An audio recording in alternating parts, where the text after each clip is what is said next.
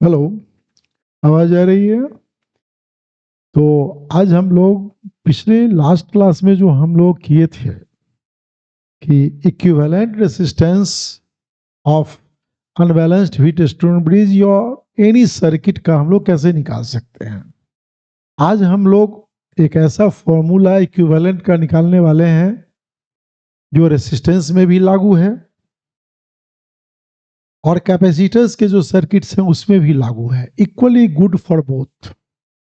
आप सबको पता है कि अगर रेसिस्टर्स इन सीरीज है, आपको मैं बैकग्राउंड दिखा रहा हूं कि अगर रेसिस्टर्स इन सीरीज में है तो आप सबको पता है कि इस ए बी के about R A B simply add हो जाता है। ठीक है, लेकिन जो ये सीरीज में है आपको पता है कि यही फॉर्मूला आपके लिए, ये जब कैपेसिटर्स इन पैरेलल में होता है तब आप इसको लगाते हैं। मतलब सी इक्विवेलेंट का जो पैरेलल में आप सिंपली ऐड करते हैं वो रेसिस्टर्स के सीरीज में है। उसी तरह से जो आप रेसिस्टर्स के पैरेलल में करते हैं, सी R1 R2, मान लीजिए ये R3 है, तो आप जैसे यहां निकालते थे 1/R, R1 R2 R3, मतलब आप इक्विवेलेंट निकालने के लिए ये फॉर्मूला लगाते थे। एग्जैक्टली कैपेसिटर्स जब सीरीज में होता है तो आप C1 C2 C3 अगर ये है तो आप अगर C इक्विवेलेंट आपसे पूछा जाता है कि आप कैसे निकालेंगे तो यू डू लाइक दिस, आप ये काम करते हैं। मतलब सीधा है कि जो यहां पैरेलल है, देख रहे हैं, वो यहां सीरीज में है। जो यहां सीरीज में है वो यहां पैरेलल है, एक दूसरे के उल्टा है। तो ऐसा कौन सा फॉर्मूला है जो दोनों में सेम ही लगेगा? आप देखिए सेम नहीं लग रहा है, तो हम लोग आज वो कर रहे हैं। मतलब ये कि आप देखिए यहां कि हम लोग ये मैजिकल फॉर्मूला आपके लिए यूं समझिए कि ये मैजिकल फॉर्मूला है। This is the magical formula, magical formula, formula for both resistors, resistors and capacitors. दोनों के लिए ये सेम ही होगा। आपके लिए ये चीजें आज सीखना है। ओके, तो आप एग्जाम्पल के तौर पे ये समझे कि हमारे लिए ये रेसिस्टर्स का एक सर्किट है। देखिए जो व्हीट स्टोन ब्रिज के फॉर्म में है, लाइक दिस। ठीक है, लाइक दिस। हमारा ये टर्मिनल ए और बी है। ठीक है, उसी तरह से हमारे पास एक कैपेसिटर्स भी हो सकता है, लाइक दिस, जो व्हीट स्टोन ब्रिज के फॉर्म में ये सर्किट्स है ए और बी। आपके पास ये कैपेसिटर्स है, लाइक दिस। आप नाम दे सकते हैं। मान लीजिए आपका ये R1 है, या R2 है, या R3 है, या R4 है, या R5 है। ठीक है, अब ये बैलेंस्ड भी हो सकता है, अनबैलेंस्ड भी हो सकता है। लेकिन एक सिचुएशन ऐसा है जिसमें आप समझिए कि ये R है, ये भी R है, ये भी R है, but this is NR, this is N times that of these three resistors। मतलब आपके लिए जैसे C1 is C, this C2 is C, this NC, this C2 is NC, this C3 is NC, this C4 is suppose C, C5 is C। अब आप देख सकते हैं कि ये एंटी सिमेट्रिक है, ये एंटी सिमेट्रिक है। Okay, right. ठीक है, अब आप आसानी से देखिए कि अनबैलेंस्ड है। R upon N R upon R. ठीक है, अब ये जो स्पेशल केस है ना, हम लोग इसका डेरिवेशंस तो करेंगे, लेकिन पहले आपको कंपटीशन, मेडिकल, जेई मेंस और एडवांस्ड अगर ये आता है तो एग्जामिनेशन में ये एज्यूम करते हैं कि बच्चे कितने स्किलफुल और इंटेलिजेंटली इसको कर सकते हैं। ओके राइट, तो आप आसानी से समझिए कि मुझे अगर निकालना है तो किरचॉफ्स रूल की मदद लेना होगा। राइट नाउ आप directly you can use this formula R A V C R R R N R है सीधा 3n+1 n+3 into this r. So this becomes the formula for you. ये आप आसानी से याद रख सकते हैं और लगा सकते हैं।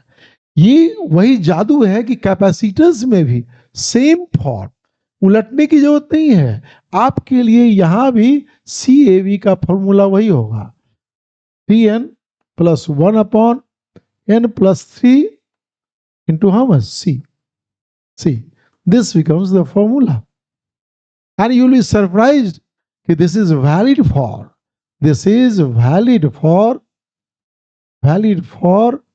all values of n. Maybe fraction or even 0 and infinity. Right? ये सब किस में वैलिड है? मैं इसे क्यों लिख रहा हूं यहां?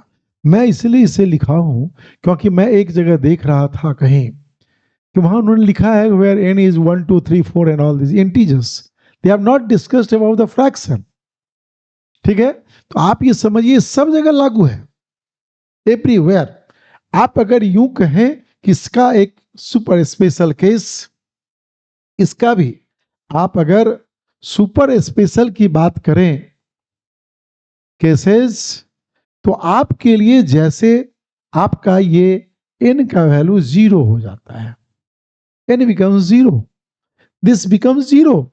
ये जो R3 है दैट मीन्स आपके लिए R3 R2 becomes 0। ये कंडक्टिंग वायर हो जाता है, ये सेम टर्मिनल पे आ जाता है। तो ये क्या है? ये सब आपका तीनों रेसिस्टर्स इन पैरेलल हो जाएगा। मतलब आपके लिए R1 R5 R4 R1 R4 and R5 in parallel हो जाएगा, पैरेलल। और आपका R इक्विवेलेंट जो है ना वो सिंपली R/3 हो जाएगा। देखिए n becomes 0 1 0 1/3 to R। देखिए दिस बिकम्स इन पैरेलल, ये पैरेलल हो गया आपका। अगर आप इस n को इनफाइनाइट कह लेते हैं, ये इनफाइनाइट रेजिस्टेंस का है, मतलब इसको के करंट जाएगा ही नहीं। जो करंट यहां इंटर करेगा आई, वो इस रास्ते आकर के फिर यहां से आई में चला जाएगा। मतलब ये R1 R5 R4 they all will be in series. मतलब ये जब होगा तो आपके लिए R1 देखिए यहां R5 R4 किस में हो जाएगा? In series. आपका ये answer R equivalent simply 3R हो जाएगा। आप देख सकते हैं, आप इसको मॉडिफाई कर सकते हैं। आप देखिए कि RAB जो है वो आप n से डिवाइड कर दीजिए, 3 + 1/n/1 + 3/n into R। When this becomes infinity, this becomes infinity, ये becomes 0, 3, this becomes 0, this becomes simply 3R। तो आप इसको आसानी से कर सकते हैं। मैं आपको एक और बात बता देता हूं, ये सर्किट दिया रहता है RNR के टर्म्स में नहीं, आपको कुछ वैल्यूज देंगे, आपको इसका पोटेंशियल डिफरेंस देगा और आपको इसका किसी भी ब्रांचेस में करंट निकालने हैं, आपको करंट निकालना है। तो मैं आपको बता दूं उसी तरह से ये कैपेसिटर्स है, आप इक्विवेलेंट निकाल लिया आपने, आपको यहां पे सपोज VAV दे रखा है, VAV दे रखा है, आपसे पूछेगा कि बताओ चार्जेस ऑन कैपेसिटर्स क्या होगा, आपसे पूछ देगा चार्जेस ऑन कैपेसिटर्स क्या होंगे, क्या होंगे, क्या होगा, आपसे यहां भी दे देगा, यू आर गिवन, आपको यहां दे देगा कि बताओ भाई VAV दे रखा है, आपसे पूछेगा करंट इन ऑल ब्रांचेस क्या होगा, क्या होगा। हाँ, मैं एक और बात बता देता हूं, ये R0 और N0 और N इन्फिनिटी तो आपने लिया है, तो N0 लेने पे पैरेलल, N इन्फिनिटी लेने पे क्या हो गया, इन सीरीज। एक और बात है, आप अगर ये ले लेते N इज इक्वल टू 1, अगर आपने N इज इक्वल टू 1 ले लिया तो ये circuit simply balanced Wheatstone bridge हो जाएगा। देखिए, this becomes balanced Wheatstone bridge, ये बैलेंस्ड हो जाएगा, बैलेंस्ड हो जाएगा, balanced one, answer simply R हो जाएगा। देखिए,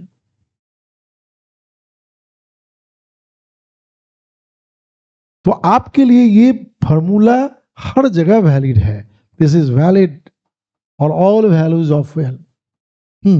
तो मैं ये बता रहा था कि अगर आपको VAV दे दिया, पोटेंशियल डिफरेंस दे दिया टर्मिनल का,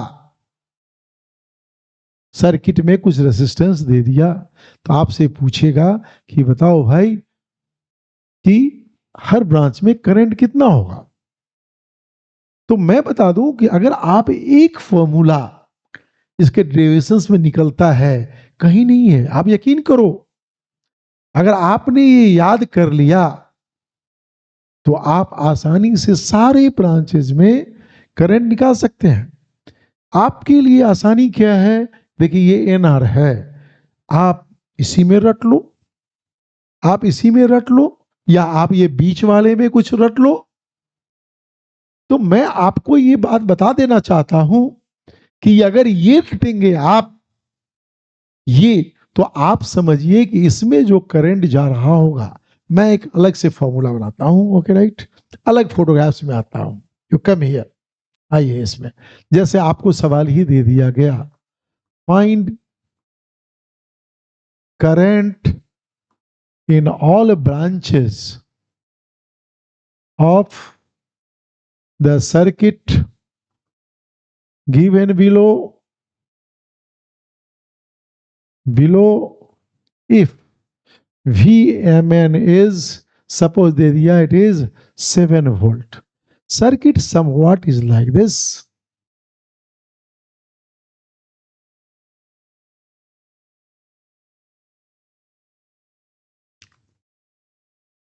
आपका सर्किट ये है, देखिए यहां ये आपका N है और ये टर्मिनल M है, ये 5 ओम है, ये भी 5 ओम है, ये सारे 5 ओम है, 5 ओम है, 5 ओम है, this is 5 ohm, see this is the circuit. आपको सिंपली पहले R इक्विवेलेंट निकालना चाहिए, क्योंकि आपको ये दे रखा है, VMN आपको दिया हुआ है 7 वोल्ट। जब आप ये निकालना चाहेंगे M और N के बीच में, तो आप देखिए कि करंट इधर से ही मेन करंट पास करेगा, तो जो करंट इसमें जाएगा वही इसमें जाएगा, ये विल बी इन सीरीज, ये सीरीज में हो जाएगा। ऑफ कोर्स जो करंट आएगा वो यहां बंटवारा होगा और ये करंट सेम हो जाएगा, it will be in series, और तब ये दोनों करंट मिलके फिर यहां आ जाएगा, आएगा। आपका जो यह सर्किट है ना, बेसिकली यही तो है, आप फिर इसमें आ जाइए, ठीक है, आइए, लाइक दिस, आपके लिए ये 5 ओम है, ये भी 5 ओम है, ये भी 5 ओम है, मतलब ये आपका R है, ये आपके लिए R है, और ये 10 ओम है जिसकी जो आपके लिए NR है, NR इज 10, आपके लिए ये NR है जो 10 ओम है। मतलब आर अगर आपका ये 5 है तो यहाँ पे एन का वैल्यू 10/5 ये 2 हो गया। देखिए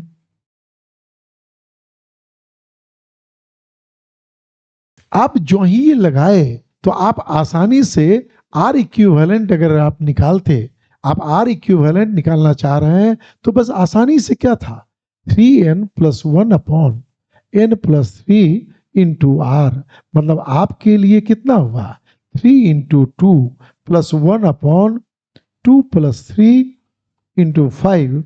So how much you are getting it? 6, 3 2 जा 6 + 1 7/5. 7/5 into 5. So this is simply 7 ohm. देखिए आ गया डायरेक्टली। अब आप जब Vn दिया हुआ है तो आप I भी निकाल सकते हैं।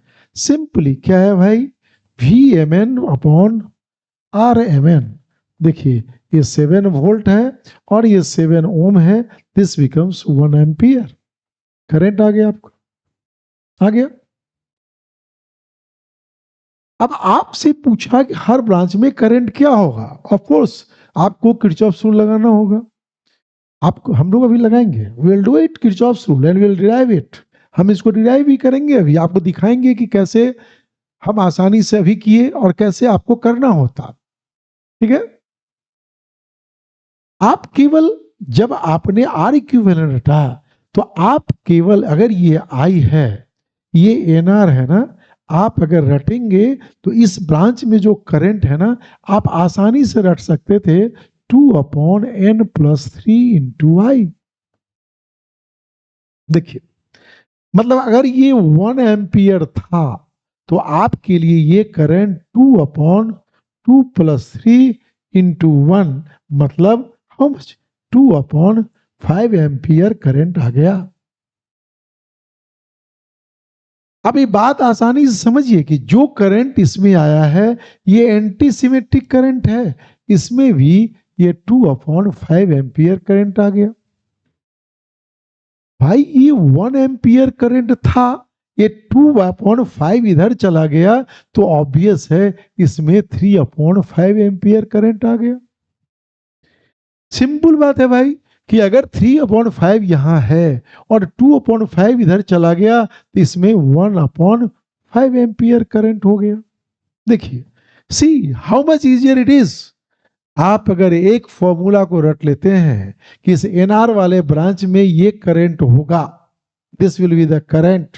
सपोज कीजिए मैंने कहा ये एक्स करंट है, ये एक्स का वैल्यू ये अगर आपने रट लिया, आपने इसको अगर याद कर लिया तो आप सारे ब्रांचेस में करंट निकाल सकते हैं। See the easiness of this formula, right.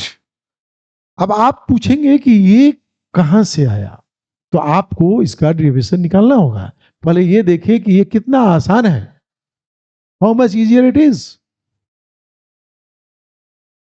ठीक है, आप कैपेसिटर्स में भी ये फॉर्मूला निकाल सकते थे। आप कैपेसिटर्स में चलिए आइए देखिए, मान लीजिए आपको ये दे दिया, ये दे दिया है सही है, आपको ये दे रखा है, आपसे कहा कि चलो भाई आप सी इक्विवेलेंट बताओ। आपसे पूछेगा सी ए वी क्या होगा, सी इक्विवेलेंट क्या होगा ए और बी के अबाउट। अगर ये आपका सी है, ये सी है, ये सी है, ये C/2 है, ये C/2 है, दे दिया। अब ये बैलेंस्ड व्हीटस्टोन ब्रिज नहीं है, इट इज अनबैलेंस्ड वन। आपको देखना था कि जैसे रेसिस्टेंस के केस में आपने पढ़ा कि अगर ये C है, ये C है, C है, ये हमारा NC है, तो आपके लिए यहां N का वैल्यू कितना हो गया हाफ 0.5। और आप आसानी से उस फॉर्मूला को लगा सकते हैं 3n+1/n+3 इंटू सी। आप देखिए 3 × 0.5 + 1/0.5 + 3 into C, it becomes 1.5 + 1 2.5 3.5 into C, it is 5 upon 7C. See, this becomes the C equivalent, या आपके लिए CAV, आप देखें यहां, this becomes the formula. See, कितना आसान हो गया. जैसे आपने करंट निकाला ना, उसी तरह से इसमें हम लोग चार्जेस भी निकाल सकते हैं. इफ आपके लिए VAV अगर मालूम है, दिया हुआ है, तो चार्जेस भी हम लोग निकाल सकते हैं. क्या होगा? लेकिन नॉट टुडे, आज नहीं. मैं आने वाले सप्ताह में every week, every day we will be doing previous year's questions, circuit related questions, EMF, PD, potential difference, potential at a point, current in branches. चुटकियों में मैं बता दूं कि minimum uses of Kirchhoff's rule and you will get directly the current in any branches will give you the trick, the intelligent approach to find out that. So you should be very much alert and don't miss any lecture. The series of questions I will be doing that you should know. आपको ये जानना चाहिए कितने आसानी से आप circuit problem solve कर सकते हैं. ठीक है, आपको अगर इसका डेरिवेशंस करना है तो आइए मैं आपको दिखाता हूं कैसे इंटेलिजेंटली जो पेजेस में किया हुआ है, मैं आपको 2 लाइन में इसकी बात को समझाता हूं. How you can do it. आइए, यू कम सी. देखिए, जैसे आपके लिए ये था, मैं फिर से उन चीजों को बता रहा हूं ताकि आप कुछ बातें इसमें सीख पाएंगे, कुछ चीजें आप इसमें सीख पाएंगे. Is not I am doing only the derivations. मैं आपको सिखाने के मकसद से कह रहा हूं. ए और ये बी है, आपके लिए ये एम है, आप समझिए एन है, ये आर है, आर है, आर है, ये एन आर है, ये एन आर है. मुझे निकालना है कि आर ए बी क्या होगा, इस टर्मिनल्स के अबाउट इक्विवेलेंट रेजिस्टेंस क्या होगा. तो इससे पहले के लेक्चर में हमने कहा था कि किसी भी सर्किट का अगर इक्विवेलेंट रेजिस्टेंस निकालना है तो आपके पास क्या स्टेप्स थे.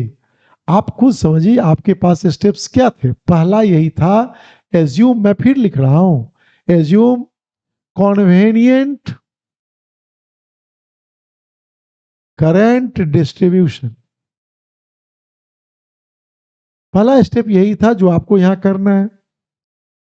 आइए मैं बता दूं कि जिसके अबाउट निकालना होता है हम लोग उसी से बैटरी कनेक्ट करते हैं और मेन करंट वहीं से पास करता है.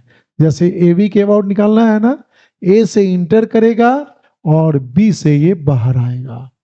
राइट, ठीक है, कोई कंफ्यूजन नहीं है इसमें. इक्विवेलेंट का यही कॉन्सेप्ट है. जिसके अबाउट निकालना है, current enters from that one and and comes out through other and. ठीक है, अब आपको करंट का डिस्ट्रीब्यूशन करना है इंटेलिजेंटली.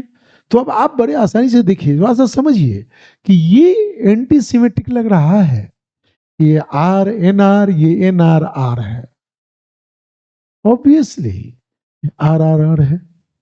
अगर आप यू कहें कि इसमें करंट हमारा सपोज एक्स है, तो obviously the same current should inter here x. देखिए, अगर करंट ये एक्स है तो वहां भी एक्स है. मैंने अभी आपको कहा कि आप फॉर्मूला आसानी से रट सकते हैं. मैंने एक्स लिया है क्योंकि मैंने इसके करंट का फॉर्मूला आपको बताया ना, 2/n + 3 × I. आप ये नहीं तो आप बीच वाला भी रट सकते थे. ओके, आएगा अभी आएगा. आप देखिए, आप मान लीजिए, इसीलिए मैंने कहा इसमें मान लीजिए करंट क्या है, वाई, ताकि आप रटने में सुविधा हो. या एक्स रटिए या वाई रटिए. अब आपका कॉन्सेप्ट क्या कहता है किरचॉफ रूल का भाई, कि अगर ये एक्स आ रहा है, ये वाई आ रहा है, तो मिलके इस सर्किट में करंट क्या हो जाएगा, एक्स प्लस वाई. सिंपल सी बात है. ये एक्स का एक्स, तो ये एक्स प्लस वाई है. इसका मतलब ये हुआ इसमें करंट आप ले लेते हैं अगर एक्स प्लस वाई. देखिए सेटिस्फाई कर गया ना, इस एक्स प्लस वाई आ रहा है इसका y इसमें चला गया और इसका x इसमें चला गया। सी हो गया। यही है इंटेलिजेंटली करंट डिस्ट्रीब्यूशन को करना। आप अपनी समझदारी से लगाइए ताकि मिनिमम वेरिएबल्स हो। अब आपको हमने कहा था कि अप्लाई, अब आप किरचॉफ्स रूल अप्लाई कीजिए। Apply Kirchhoff's rule and express the unknown या assumed current in terms of main current I। यही था आपका। दैट मीन्स आपके लिए क्या था कि आपके लिए अननोन करंट था ना x, इसको समथिंग समथिंग आएगा आपका I। y अननोन है ना, this something something I main current के टर्म्स में निकालना है। या यू कहे कि x प्लस वाई है तो आप x प्लस वाई भी निकाल सकते हैं in terms of main current I। ये काम करना है। तो आइए हम लोग ये काम करते हैं अब। ठीक है, जब ये काम करेंगे ओके, उसके बाद हमने कहा था कि find VAB VA minus VB and equate it with I into RAB या यू कहिए R इक्विवेलेंट। यही था। और तब आपको ये निकल जाएगा क्या होगा। तो हमने एक पॉइंट तो ले लिया है, हमने यहां ले रखा है। क्या ले रखा है भाई कि आपका ये देखिए x और ये x प्लस वाई मिलके कितना है I। मतलब आपके लिए x plus Y is equal to I हो गया। मतलब आपको मिल रहा है 2x plus Y is equal to I। That means this is your equation number 1। हमारे पास दो वेरिएबल्स हैं x और y, so need only 2 equations. एक इक्वेशन हमने इस जंक्शन रूल से ले लिया है, जो आ रहा है वो जा रहा है। जो I आ रहा था इधर से x उधर से x प्लस वाई जुड़ करके I हो गया। अब आप देखिए कि मुझे अभी वन मोर इक्वेशन, हमने जो करंट का डिस्ट्रीब्यूशन लिया उसका ये फायदा हुआ कि हम अब आसानी से केवल एक ही लूप अगर ले लें दिस लूप, तो आपको दूसरा इक्वेशन मिल जाएगा। तो आपके लिए किरचॉफ्स रूल फिर लगाता हूं मैं। Kirchhoff's rule, second rule in closed path जो आपका रास्ता है, देखिए ए से एम, एम से एन से A to M to N to A. सही है। मैं यहां से चल के यहां ऐसे आ रहा हूं। आइए शुरू करते हैं। आइए ए से चलते हैं हम लोग, सीखिए। वी ए, मैं यहां से चल रहा हूं। आइए मैं एम की तरफ जा रहा हूं, बी एम। ये करंट के डायरेक्शन में जा रहे हैं। करंट हमेशा हाई से लो पोटेंशियल में जाता है, मतलब फॉल होता है अगर आप डायरेक्शन में जाएंगे तो potential fall. Minus I into R, current के डायरेक्शन में माइनस करंट है एक्स प्लस वाई और रेसिस्टेंस कितना है आर। हम एम पे पहुंच चुके हैं हम लोग। एम से हम लोग किधर जाएंगे एन की तरफ। फिर मैं करंट के डायरेक्शन में ही हम लोग चलेंगे। कितना करंट आ रहा है भाई वाई करंट आ रहा है। करंट के डायरेक्शन में है, ये क्या हो गया fall, it is fall. Minus current is Y, resistance is R. हो गया। फिर आप एन पहुंचे हैं, एन से किधर जाएंगे ए की तरफ। अब आप ऑब्वियसली इस करंट के अपोजिट जा रहे हैं, मतलब यहां ये प्लस हो जाएगा, प्लस हो जाएगा। ठीक है, क्या होगा plus Y, plus X current है, राइट। ओके, और आप कहां पहुंच गए ए पे। कितना रेसिस्टेंस है एन आर। फिर आप यही पे तो पहुंच गए थे। आप ए लिखते अगर आप नहीं लिखते तो आप सिंपली इसको जीरो कर देते, मतलब आप ये कर सकते थे, ये जीरो ही कर देते माइनस। अब आप सॉल्व किए, देखिए ये तो कट गया। मैं सिखा रहा था कि क्लोज लूप में क्यों जीरो करते हैं, आप जहां से चले वहीं पहुंच गए, उसको इक्वेट कर दिए, जीरो हो गया। आप नहीं भी लिख सकते थे इसको। अब जब आप इसको सॉल्व करेंगे तो आप देखिए यहां माइनस एक्स है, आर है, आर है, आर है, ये सब आर आपका कट गया। देखिए सॉल्व कर रहा हूं मैं, माइनस एक्स और यहां देखिए प्लस एन एक्स है, इस दोनों को जब साथ करेंगे आप तो कितना आ जाए आपका N minus one into X हो गया। अब आप यहां देखिए माइनस वाई और ये माइनस वाई, ये दोनों माइनस को मैं जब उस तरफ ले जाऊंगा तो ये कितना हो जाएगा, तो हो जाएगा 2y, 2y। कितना आसान है। अब आप यहां से अगर y लेते तो ये y कितना हो जाता, n minus one upon two, ठीक है, into X. This becomes our second equation. अब आप देखिए ये वाई एक्स में रिलेशन है, एक्स वाई में आई के साथ है, मतलब इस दोनों को सॉल्व करके हम लोग एक्स वाई को आई के टर्म्स में निकाल सकते हैं। तो आइए हम लोग यहीं से आ जाते हैं, यहां आते हैं, आइए फ्रॉम इक्वेशन वन क्या आया भाई, 2x, 2x, ओके, 2x। आइए 2x प्लस वाई की जगह पे ले लीजिए आप n minus one upon two into X is equal to I.